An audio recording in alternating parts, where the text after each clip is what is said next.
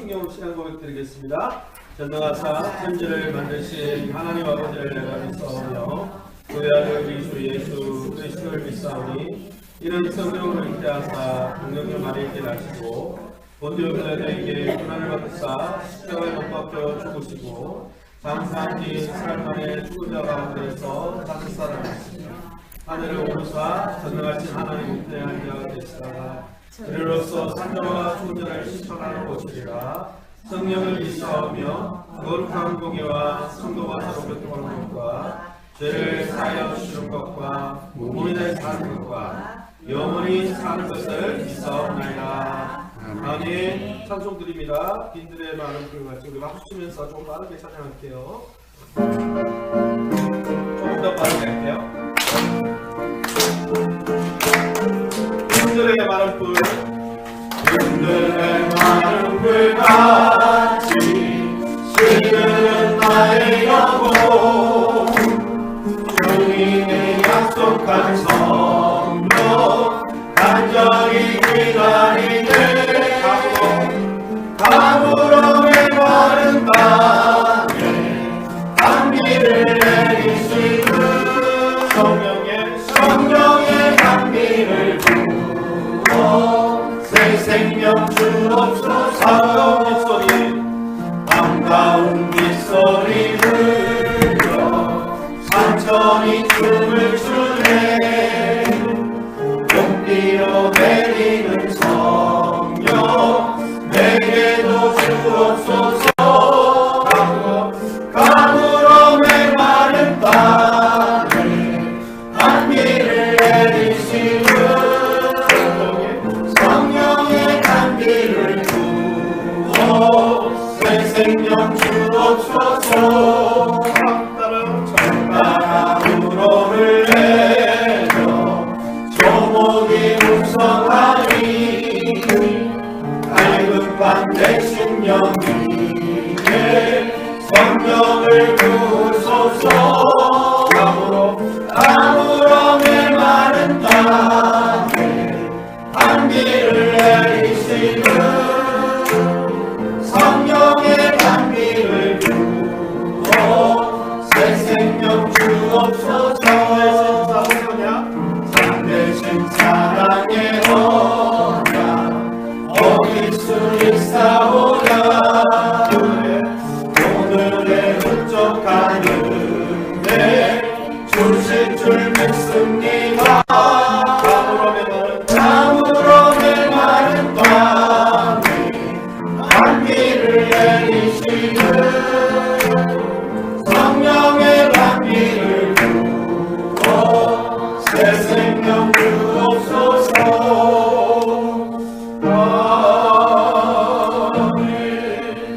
아멘. 기도합니다. 하나님 아버지 감사합니다. 우리 2월 또 새로운 한 달을 우리에게 허락해 주심을 감사합니다. 하나님 우리에게 영원한 생명을 살 수 있도록 하나님 아버지와 우리 주 예수 그리스도로부터 은혜와 긍휼과 평강을 부어주셔서 감사합니다. 이 영원한 이 영생 가운데 이번 한 달을 또 멋지게 살아가기 원하는데 우리 귀한 성도님들 마음속에 성령으로 충만케 하실 때 성령의 금 날마다 말씀을 사모함으로 하나님 주시는 하나님 나라의 복을 누리는 이번 한 달 되게 도와 주옵소서. 시내가에 심은 나무와 같이 날마다 주야로 주의 말씀을 우리의 인생 즐겨찾기에 등록해놓고 즐거이 주님 앞에 나가기로 하시고 주님을 사모하며 갈망하다가 하나님 일상에 지친 베드로를 만나 주셨던 하나님께서 우리의 삶을 새롭게 하시는 은혜가 있게 도와 주시옵소서. 이 또 오후 시간입니다. 오후 시간에 하나님 우리의 영육이 피곤합니다. 주님께서 힘을 주시고 집중력을 주시고 솔로몬이 하나님의 말씀에 귀를 기울이는 집중력, 하나님의 말씀에 청중하는 마음을 달라고 하였을 때 하나님 복을 주셨던 것처럼 이 시간도 주님께 주목함으로 우리가 이 육신의 위기도 하나님 이길 수 있도록 축복해 주시옵소서. 감사하며 예수 이름으로 기도합니다. 아멘. 옆 사람 축복합니다. 졸지 맙시다. 솔직한 말로 저도 졸려요. 그래서 제가 금방 커피 타 먹고 왔어요. 그래서 장로님들, 권사님들 졸린 게 정상입니다. 정상인데 우리가 오후 2시 예배드리는데 계속 졸 수는 없잖아요. 그죠? 그래서 식사하시고 미리 여기 1층하고 2층에 세 가지 보면 믹스커피 좋잖아요, 그죠? 예, 믹스커피든 까먹든 타 드시고 오시기 바랍니다. 할렐루야. 예, 옆 사람 축복합니다. 커피 타 드시고 오세요. 할렐루야. 예, 우리가 2시가 제일 피곤한 시간이에요. 그래서 여러분들이 다이어트 관리하시고, 오늘은 요한복음 8장 31절 32절 말씀이네요. 우리 한 목소리로 읽어보겠습니다. 우리 같이 한 목소리 읽겠습니다. 그러므로 예수께서 자기를 믿는 이들에게 이르시되 너희가 내 말에 거하면 참으로 내 자가 되고 진리를 알지니 진리가 너희를 자유롭게 하리라. 아멘. 예, 우리 말씀이 주는 유익이 여러 가지 있습니다. 그래서 우리가 오늘은 에스라 통독학교 우리 말씀으로 한번 따라합니다. 말씀으로 재건합시다. 여러분의 삶을 말씀으로 리빌딩 하시기 바랍니다. 그래서 특별히 오늘 요한복음 8장 31절 32절 말씀인데 주제 구절 한 번 더 우리가 외워보도록 하겠습니다. 우리 같이 넘겨주세요. 읽어봅시다. 시작. 지금 내가 여러분을 좋아하니 그 은혜의 말씀에 부탁하노니 그 말씀이 여러분을 능히 든든히 세우사 거룩하게 하심을 입은 모든 자 가운데 기업이 있게 하십니다.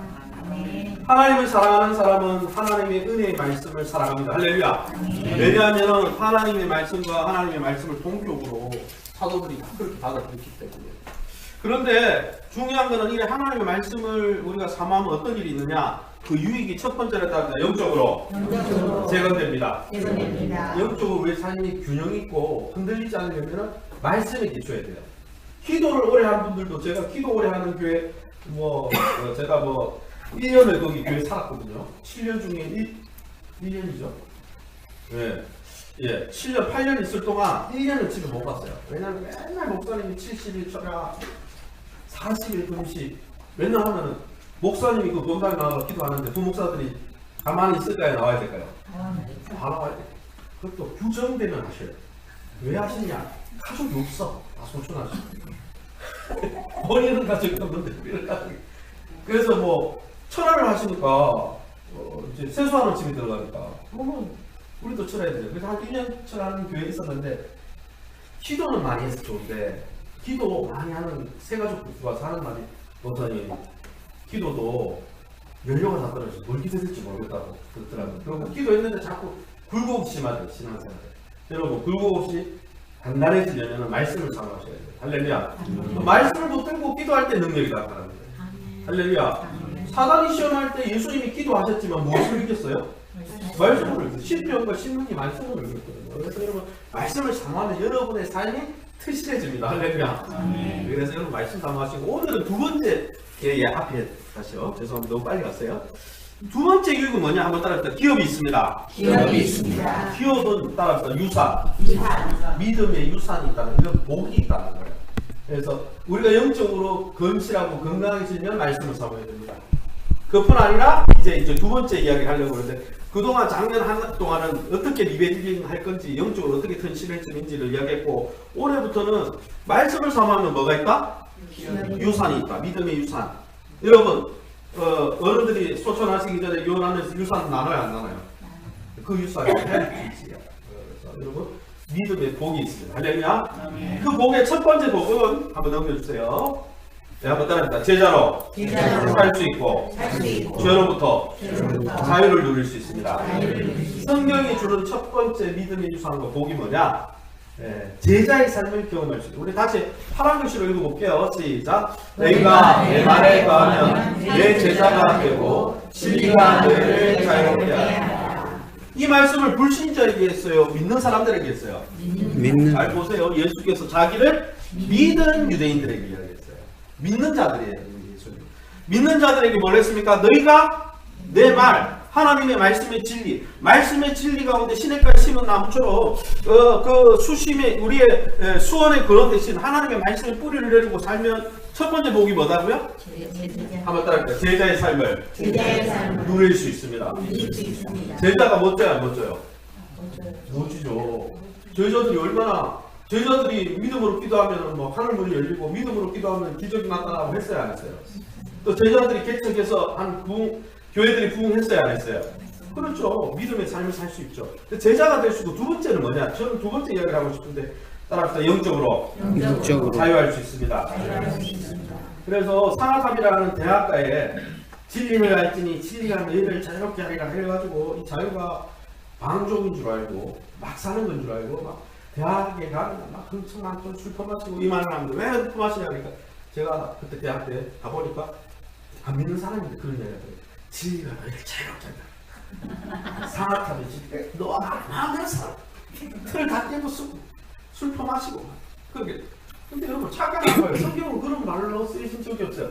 저 진리가 무슨 진리인지를 뒤에 성경 구절 한번 펴서 한번 읽어보겠습니다. 그 다음 겠죠. 읽어볼게요. 시작. 진리를 알지니 진리가 너희를 자유롭게 하리라. 33절. 남의 종이 된 적이 없거늘 어찌하여 우리가 자유롭게 되리라 하느냐. 34절. 죄를 범하는 자가 죄의 종이라.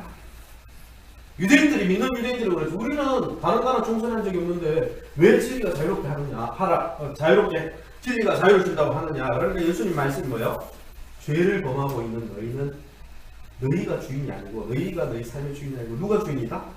죄가 주인이야. 그러니까 그 죄에 종속된 죄에 오염되어지고 죄에 중독된 삶을 살 수 밖에 없어. 그래서 거기에서 자유하려면 뭐에 거해야 된다고요? 말씀에. 그래서 따라합시다. 영적 자유를 누리려면 말씀으로 충만해야 됩니다. 말씀으로 충만해야 됩니다. 성령의 담비를 내려달라는데요. 성령이 역사하는 방법은요. 성령은 구약에서 읽어보면은 새 언약의 영역을 하는데 여러분 우리의 마음을 부드럽게 할 거 아니라 하나님의 말씀에 순종하게 하는 거였어요. 할렐루야. 에베소서에는 성령의 검이 뭐다? 말씀이라고 있어요. 하나님이 사용하시는 검이 성령이 역사하는 방법이 말씀을 통해서 가는 거예요. 할렐루야. 그래서 여러분 죄로부터 자유하게 해준다는 거예요. 여러분 우리가 살아가면서 죄를 여러 가지 의미를 이렇게 규정할 수 있는데 합니다. 죄는 반복되는 결함과 실수다. 옛날에 어른들이 도박하고 여자애만 안 빠지면 성공한다 했어야 했어요. 그런 얘기 안 들고 있어요. 옛날에 아니까. 이번에 장례를 치렀는데 저희 할머님이 백수 하셨어요. 또 이제 목회하셔서 사모님이시고 명예일동에 예전에 개척하셔가지고 목회를 하시다가 브라질에 선교로 가셔가지고 할아버님은 90세에 이제 할머니는 100세에 돌아가셨는데 제가 이렇게 살아보니까 인생을 살아보니까 목회자일 뿐 아니라 살아보니까 우리 인생에 반복되는 실수들이 있어요. 반복되는 습관화된 우리의 삶을 깨뜨리는 죄들이 있어요. 없잖아요. 우리 내면에도 약함이 있고 또 관계 안에서도 약함이 있어요. 그런 것을 극복할 수 있는 게 뭐다? 말씀이라는 거예요. 할렐루야. 그리고 우리가 이제 1대 양육에서 배울 건데 이 죄를 정확하게 말하면 성경이 말하는 죄의 정의를 다시 말하면 한번 따라합시다. 자기중심적. 자기중심성. 나만 생각하는 거야. 하나님도 필요 없고 남편도 필요 없고 아내도 필요 없고 가족도 필요 없고 교회도 필요 없고 뭐만 생각해요? 네, 그래서 선악과 까먹었잖아요. 내가 하나님. 여러분 죄가 있으면 관계가 편해질까요? 어려워질까요? 네. 내 안에 있는 반복되는 실수와 결함이 있으면 나만 무너지는 게 아니고 죄는 기본적으로 이기적이고 자기중심성이 강하기 때문에 관계를 다 깨뜨려요. 설명들에 가보면은 화목할 때가 많아요. 싸울 때가 많아요. 솔직하니 예배 순서제 준비가 갔다가 이야기하다가 뭐 자기 아들 잘하는 거 회장 하다가 확 부딪혀가지고 어떻게 됩니까? 유산 문제 나오면 또 확 부딪혀가지고 눈이 시뻘겋게 돼가지고 대판 싸움. 예, 대판 싸우다가 대판까지는 아니고 손반으로 싸울 수도 있어요. 줄반으로 싸워요. 어쨌든 그게 뭐야? 자기중심성이에요. 마음에는 화목하고 싶은데 우리 안에 자기중심성으로 똘똘 뭉쳐있거든요. 거기서 못 벗어나. 왜요? 죄가 우리를 오염시키고 있어요. 이런 죄의 오염으로부터 자유하면 관계도 좋아지고 내가 영적으로도 잘 성장하고 행복하고. 할렐루야. 이 영적 자유는 누가 준다? 말씀이 준다. 할렐루야. 그래서 여러분이 여러분의 영적인 행복과 관계 회복을 위해서 말씀을 무진장 사랑하시기를 예수님의 이름으로 축원합니다. 아멘. 이제 올해부터는 제가 통독한다고 막 시상은 안 할 거예요. 지난달에 2년 동안 해도 되는데 이제 제가 좀 방법을 바꾸어가지고 아무튼 일단 설교 듣기, 성경 통독, 큐티, 암송, 그 다음에 성경 연구. 이게 5가지가 성경을 읽는 방법이거든요. 내비게이터 스타일이죠. 이 5개로 꽉 치면은 컵이 떨어져요, 안 떨어져요? 그런데 이렇게 2손가락으로 하면 떨어뜨려요, 안 떨어뜨려요? 그래서 제가 이제 올해는 작년에 성경 통독을 이제 열심히 하시고 이제 분위기를 좀 탔어요. 내가 보니까 한 10분 이상 한 건 있어요. 그래서 여러분 계속 성실하게 내시면 하나님의 복이 있을 줄 믿습니다. 여러분 복 받으시기 바랍니다. 그래서 올해는 이제 앞으로 이제 한 3, 4월 1대1 양육 좀 하면서 3, 4월쯤 되면 외부에서 제가 내일 성경 서울지부 본부장 제 친구예요. 친구 목사님. 제가 초청해가지고 한 7주 정도 이제 큐티를 가르쳐드리려고 해요. 통독을 하지 말라는 게 아니라 통독하시면서 통독은 기억에 남아요. 통독이 나쁘다는 게 통독 있는 게 다음 주에 되면은 기억 남아요? 단어 몇 개만 남잖아요. 그래서 성경 연구와 성경을 오래 기억시키는 방법 중에 조사를 해보니까 따라합시다. 암송한 거는 남아요, 안 남아요? 네, 그 다음에 제일 오래 남는 방법이 큐티예요. 큐티로 묵상한 말씀은 오래 남아요. 저는 한 큐티에 있는 말씀 중에 한 13년, 14년까지 간 말씀이 있어요. 그런 말씀은 삶을 바꿔버려요. 그래서 여러분이 이제 지금 공부 열심히 하시고 도와드릴 때 열심히 성경 공부 계속 하는 거예요. 하는데 이제 올해 도에 하나 더 얹으려고 해요. 큐티를 얹으려고 해요. 그래서 잔뜩 기대하고 계시다가 큐티를 잘하는 분은 내가 시사를 하면 또 그러면 또 열심히 하시겠지. 예. 뭐 우리 잘하지만은 그래서 오늘은 어쨌든 중요한 것은 우리가 말씀을 가까이 해야 되는 것은 영적으로 자유하고 하나님 주신 복을 진짜 복을 누리기 위해서요. 할렐루야. 그러면 오늘 마가복음 영상을 좀 볼게요. 마가복음 짧아요. 16장밖에 없어요. 복음서 중에 제일 짧은 성경이에요. 마가복음 영상을 먼저 보도록 하겠습니다. 별로 꺼주시고요. 주무시면 안 됩니다. 잠이 오시면 뒤로 나가 서시기 바랍니다. 자, 한번 영상 볼게요.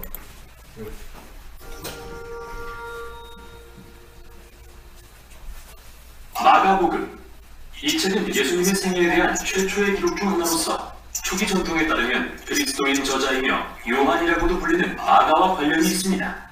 그는 바울의 동료이자 베드로의 가까운 동역자였는데 실제로 초대교회 교부였던 파피아스는 마가가 베드로가 보고 들은 기억을 모아 이 책을 기록했다고 말합니다.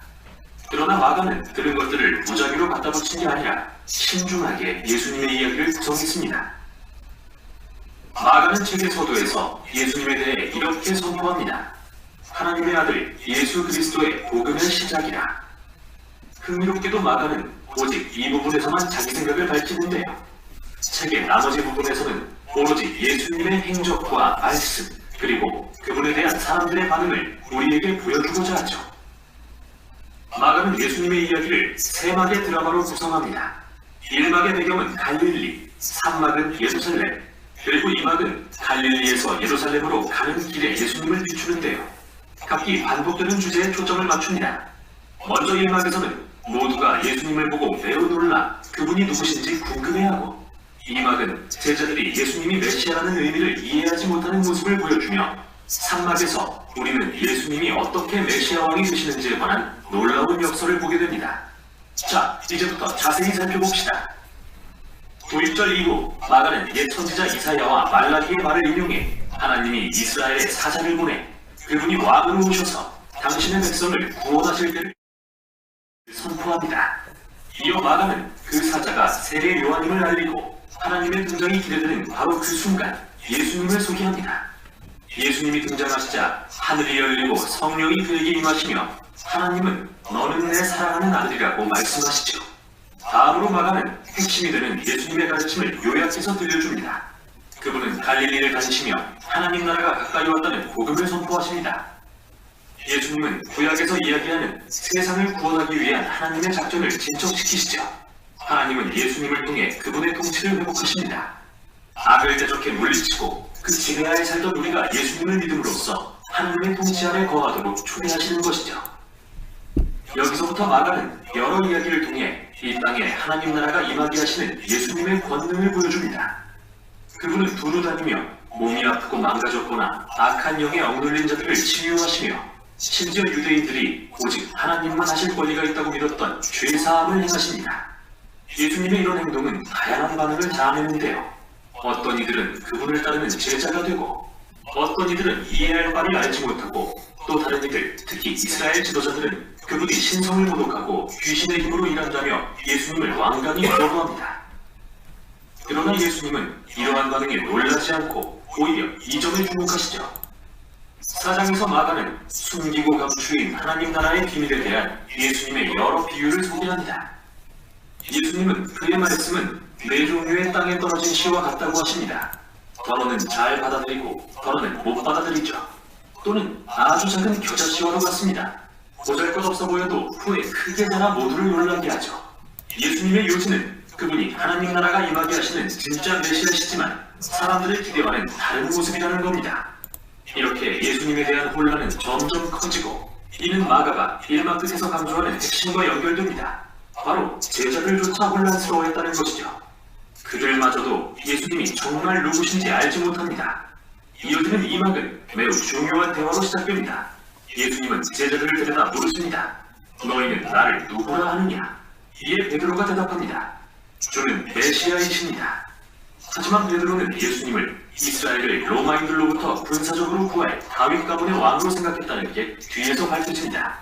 그러나 예수님께 메시아는 이사야 53장에 묘사된 고난받는 종으로서 예루살렘에서 자신의 목숨을 버려 하나님의 통치가 임하게 하실 왕입니다. 제자들은 이 말을 이해하지 못합니다. 왕이신 예수님을 따르는 것은 명성과 지위와 권위를 의미한다고 믿는 그들에게 예수님은 그분을 따르는 것은 사실 죽는 것과 같다고 분명히 말씀하십니다. 마치 자기 십자가를 지듯 폭력과 교만과 이기심을 거부하고 남을 위해 자신의 생명을 버리는 섬김과 사랑의 행동이 바로 그것이죠. 예수님은 제자들과 두 번과 같은 대화를 나누시는데 모두 인자가 온 것은 섬김을 받으려 함이 아니라 도리어 섬기려 하고 자기 목숨을 많은 사람의 대속물로 주려 함이라는 중요한 말씀으로 끝이 납니다. 제자들은 여전히 이해하지 못한 채 혼란과 두려움으로 반응할 뿐이죠. 그래서 여기 이막의 마가는 책의 서문을 연상시키는 핵심적인 이야기를 배치합니다. 예수님이 제자 3명을 데리고 산으로 올라가셨는데 갑자기 모습이 변하십니다.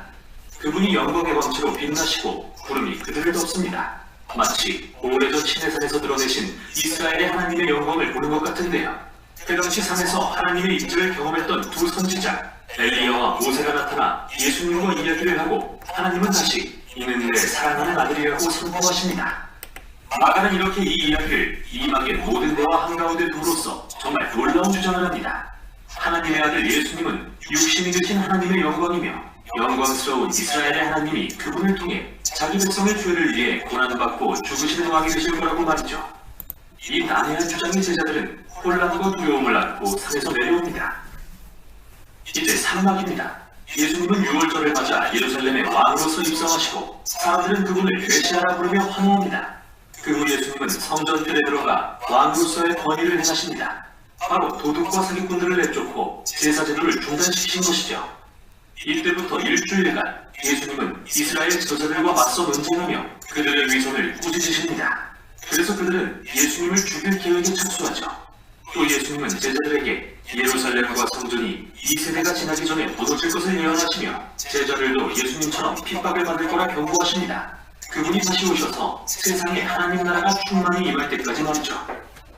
이제 장면은 마지막 밤으로 향합니다. 예수님이 제자들과 가지시는 마지막 6월절 만찬. 이 상징적인 식사는 이스라엘이 6월절 어린 양의 죽음을 통해 노예에서 해방된 이야기를 들려주는데요. 예수님은 이러한 상징들에 새로운 의미를 부여하십니다. 고난받는 종 되신 메시아의 죽음을 통해 죄와 사망으로부터의 해방이 있을 거라고 말이죠. 여기서부터 이야기는 빠르게 예수님의 체포와 이스라엘 제사장들 및 로마 총독 빌라도 앞에서의 재판을 거쳐 십자가 처형으로 향합니다. 그리고 이 모든 것은 1막과 2막의 주요 장면들과 연결되는 한 핵심 장면에서 정점에 이릅니다. 이번에는 구름이 아니라 어둠이 하늘을 덮고 하늘에서 들리는 음성이 아니라 예수님이 숨지시기 전 외치시는 음성이 들립니다. 그리고 가장 놀라운 것은 로마 군인이 한 말인데요. 예수님의 죽음을 지켜보며 그분이 누구신지 깨달은 그는 이렇게 선언합니다. 이분은 하나님의 아들이셨다. 그는 이 이야기에서 처음으로 예수님의 정체에 대한 충격적 주장을 인정한 인물이죠.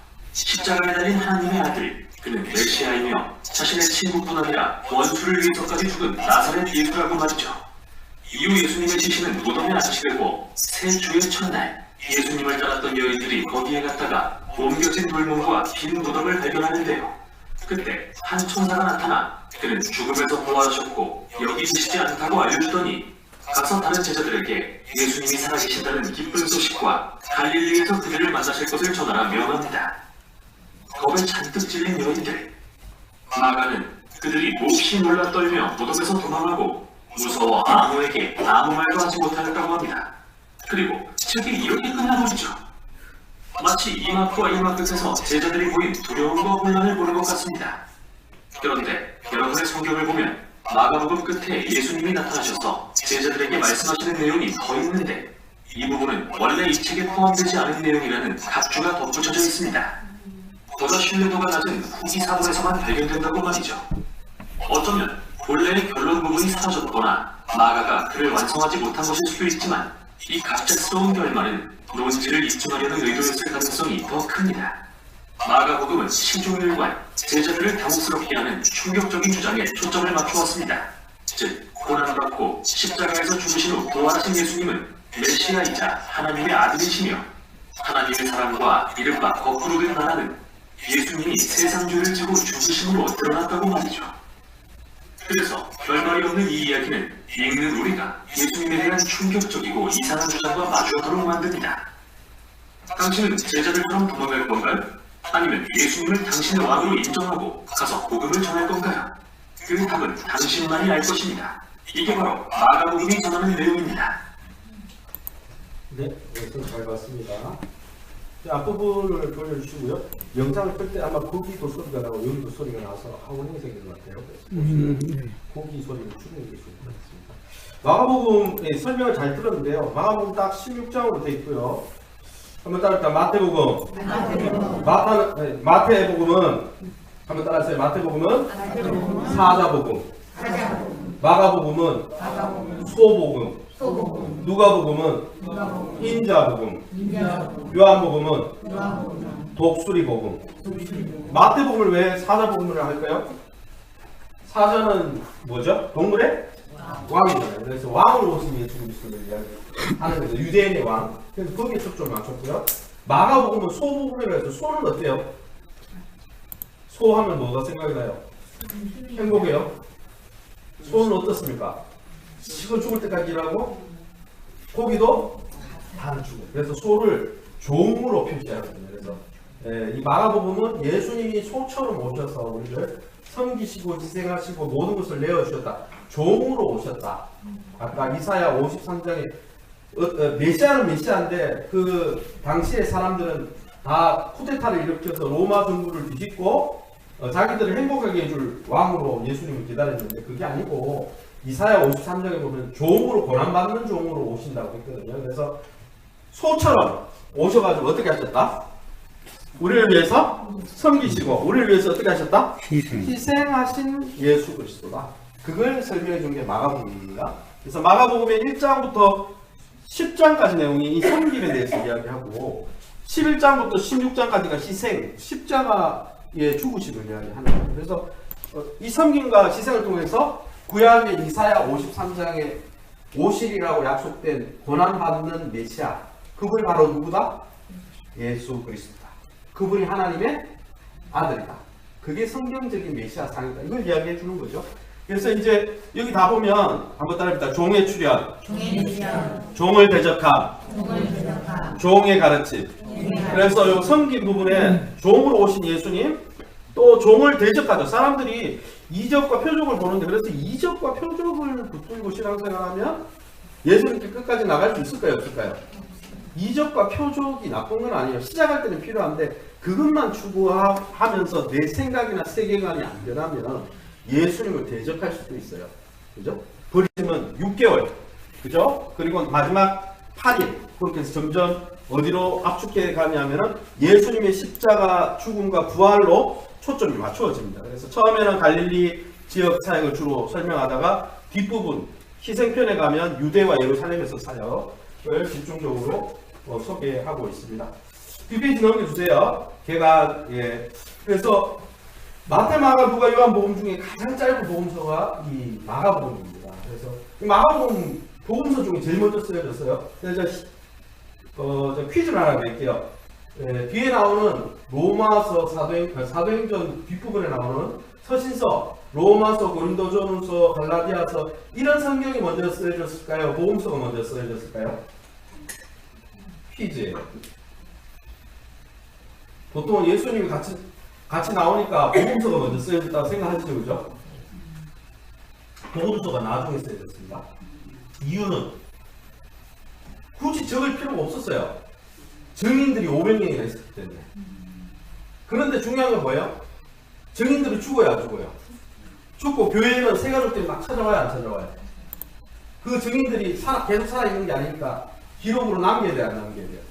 그래서 뒤에 나오는 로마서, 갈라디아서, 골로새서 이런 성경들이 먼저 써요. 왜냐하면 이미 예수님 믿고 그 증인들의 설교를 직접 듣는 사람들이 신앙생활 하는데 막 여전히 옛날 옛 모습이 있어요, 없어요? 그런 거 놓고 그 서신서가 먼저 쓰여진 다음에 이 사람들이 죽는 거예요. 사도들도 죽고 다 죽으니까 이거를 복음이 계승되지가 않잖아요. 그러니까 복음서를 기록했는데 복음서 중에 제일 먼저 기록된 복음서가 마가복음입니다. 그래서 마가복음이 제일 빠르고 이 복음서를 기준으로 마태, 요한, 누가복음이 쓰여졌다고 보통은 사람들이 다 그렇게 생각하고 있습니다.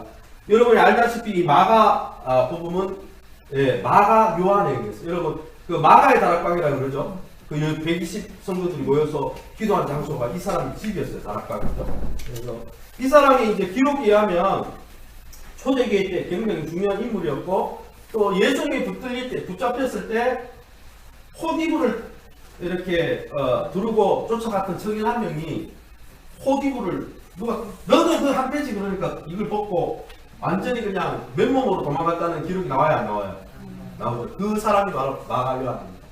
마가요한이고 여러분 또 잘 알 수 있는 것 하나는 이 마가요한이 그 다음 장면 넘겨주시면 마가요한이 초대교회에 예루살렘 교회를 잘 섬겼어요. 왜냐하면 자기 집을 오픈했잖아요. 마가의 다락방이죠. 그리고 바울과 바나바와 첫 번째 해외 선교회 우리가 올해 태국도 여행 가겠지만 선교회 날 갈 때 마가 요한이 같이 갔습니다. 갔는데 부딪혔어요, 안 부딪혔어요?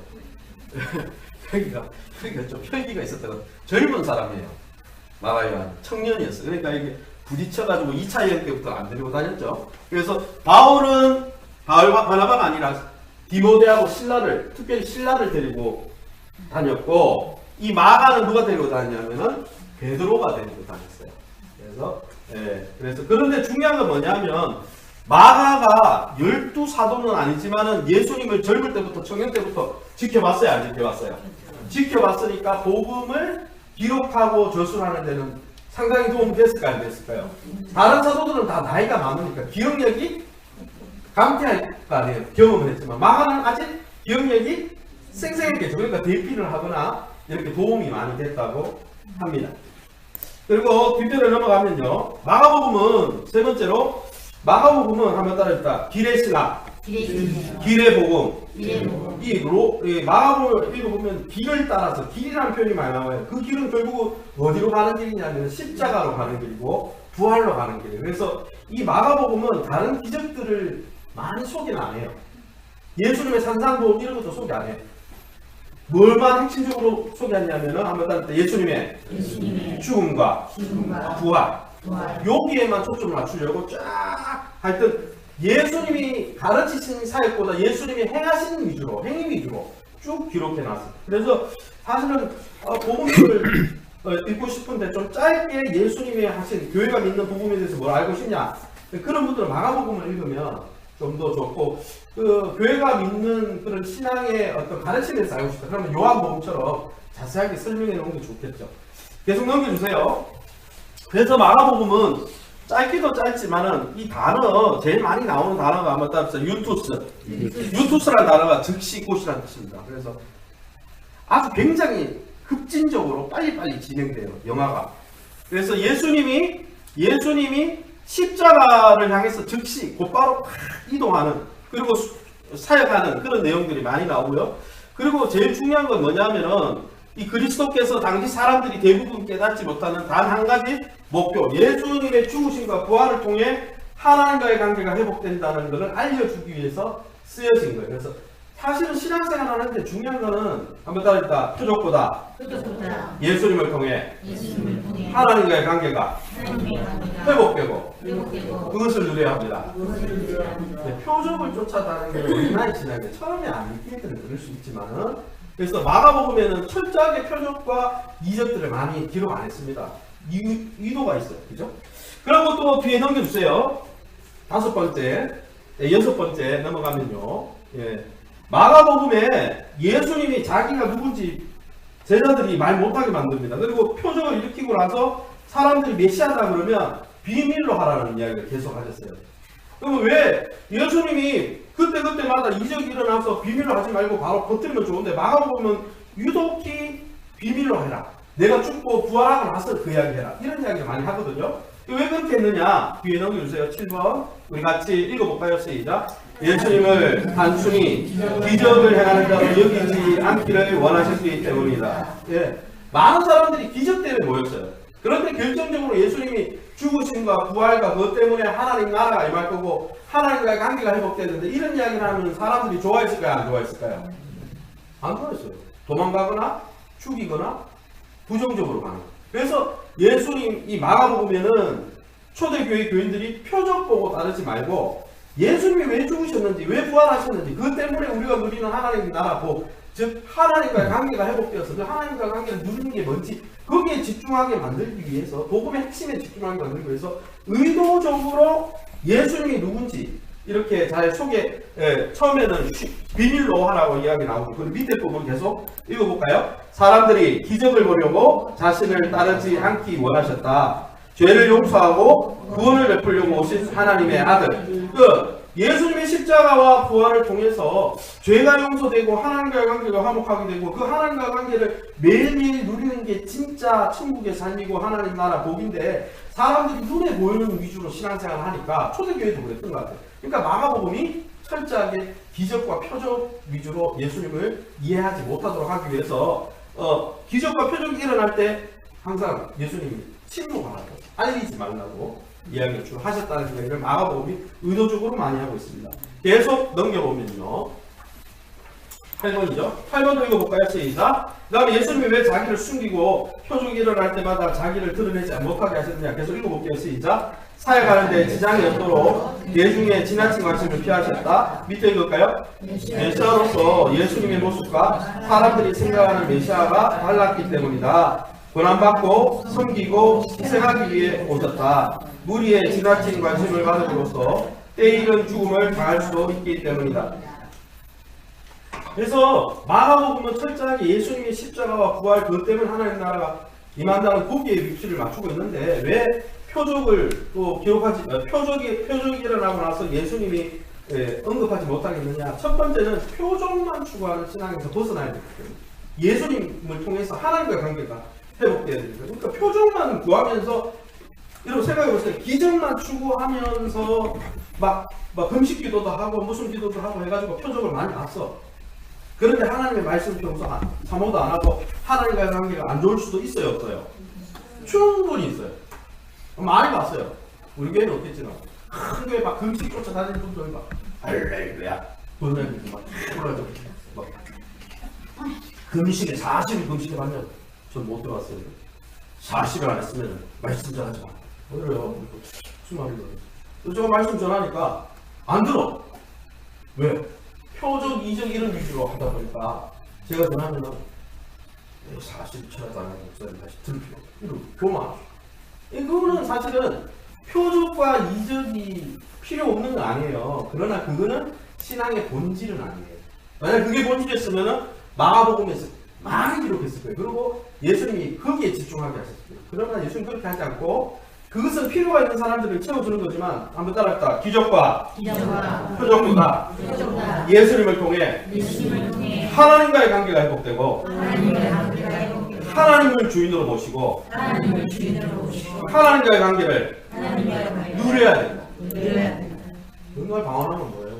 맨날 눈 감으면 뭐가 보인다. 보면 뭐예요? 말씀을 맨날 순종도 안 하고 하나님의 음성에 순종도 안 하고 또 내가 전 주인이 되고 그러면 신앙생활이 제대로 하는 게 아니죠. 그래서 그런 부분을 강조하고, 두 번째는 뭐 때문이냐? 한번 따르다 잘못된 메시아관. 그 당시 시대의 사람들이 예수님이 오시면 로마 정부로부터 자기들을 구원해주고, 정치적인 메시아, 또 기복적인, 내가 원하는 걸 이 알라딘 램프의 지니처럼 싹 무지르면은 내가 요거를 들어주세요. 그는 예수님이 주인이 아니고 종이지. 그죠? 이 무지르면은 완전히 요조 그 종이잖아요.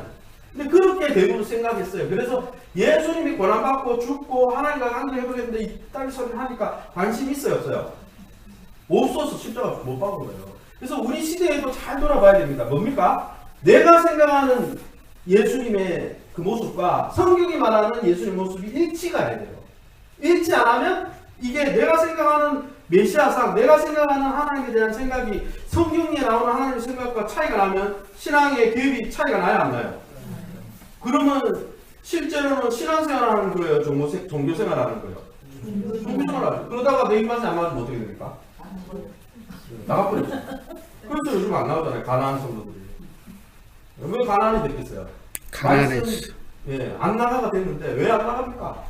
사실은 내가 생각하는 예수님은 그러면 안 되거든요. 내가 생각하는 예수님이 우리 집에 고난을 주면 돼야 안 돼요? 우리 자녀를 먼저 데려가면 돼야 안 돼요? 안 되죠. 안 되거든요. 근데 데려가 버려요. 살아보면. 그죠? 그러니까 이 격차를, 그래서 이렇게 하지 않게 위해서 예수님이 고난받고 섬기고 희생하고 그리고 결국은 죽으시고 부활하셔서 하나님과의 관계를 회복시키러 왔다. 이걸 알기 위해서 예수님이 좀 쉬하라. 그래서 우리가 신앙생활 할 때 말씀 안에 있는 하나님의 모습을 찾아야 되지, 내가 생각하는 하나님의 모습을 상상하면서 신앙생활하는 거는 안 된다. 이 구약의 전통에 많이 심취해 있는 분들은 어떻게 생각하냐면 하나님을 고약한 할아버지 쪽으로 생각해요. 옛날에 곰방개에 딸려서 옛날에 저희 할아버님 증조 할아버지, 고조 할아버지 이야기 들어보니까 이번에 고향에 가서 5대째니까 그 전에도 신앙생활 했잖아요. 근데 신앙생활 해도 뭐 그 습관이 안 바뀌었는지 밥상을 받았는데 마음에 안 들면 옛날 어른들은 문 열어라! 해가지고 확 던져버려요. 그래가지고 꼰대. 네, 꼰대라고 하는데 어쨌든 옛날 어른들이 그렇잖아요. 근데 그런 아버지나 할아버지 밑에 있으면 하나님 아버지 이렇게 생각하면 그 꼰대의 모습이 생각나요, 안 나요? 그래가지고 안경 내 끼가지고 잘하는 한번 보자. 근데 그런 하나님의 상은 성경이 말하는 하나님의 상이에요. 내가 가족 관계에서 만들어 놓은 거예요. 만들어. 그것도 이 정치적인 메시아만큼 위험한 거예요. 그래서 우리가 하나님을 바로 알아야 신앙생활이 즐거운 거예요. 그러니까 하나님 나라 누립시다. 자꾸 잘못된 하나님의 상이 있으면 어려워요. 이 신앙생활이 율법적으로 어렵다니까요. 할렐루야. 그래서 계속 넘어갑니다. 자, 그래서 읽어보겠습니다. 시작. 변화산에서 자신의 영광을 뭐요?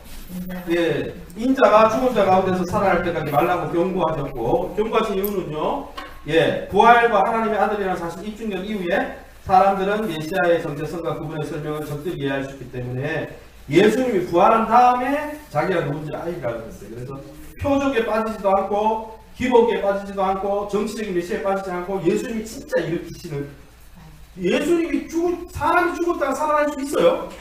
없잖아요. 그 사건을 경험해야 사람들의 눈이 뜨이니까 아 진짜 메시아였구나 성경이.